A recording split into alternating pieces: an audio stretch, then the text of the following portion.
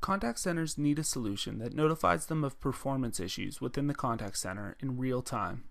Customizable visual, auditory, and email alarms can notify supervisors immediately of any availability or performance issues. They can then instantly change agent and queue availability to adjust to unplanned call volumes. All ACD real-time alarms are configured in our real-time agent, supervisor, and employee desktop application called Contact Center Client. Let's take a look at how you can set alarms on some of the most frequently used contact center performance statistics. To add an alarm, we'll right-click the monitor on which we'd like to set alarms for and click Set Alarms. This brings up the alarm configuration window. You'll notice that we can configure alarms to display either for all devices within the monitor or for a specific list of devices within the monitor. For example, a subset of agents that were recently hired and may be more likely to need assistance during their shift.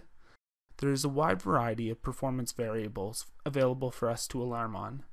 We'll select an ACD variable in this example, which enables us to alarm on the amount of time that an agent has been on an ACD call.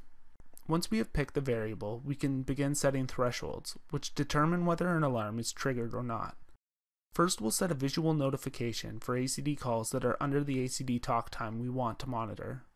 We'll set the lower boundary to 0, the upper boundary to 5 minutes, and set the background color to green.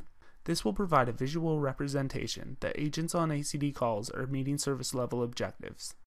Then we'll set a second threshold, this time from 5 minutes and 1 second to a variable of or greater with a red background color to identify agents who are on ACD calls that may require immediate assistance because calls are taking longer than they should.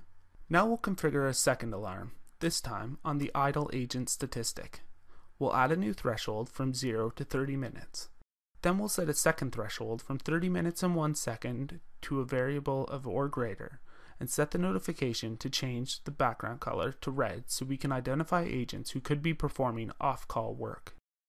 Once we have configured our thresholds, we can optionally set other notifications, such as an audio alarm to be played, popping up a notification on the user desktop, bringing Contact Center Client to the front of the user desktop, or automatically emailing an alarm to an email recipient, for example, a contact center supervisor that may be away from their desk.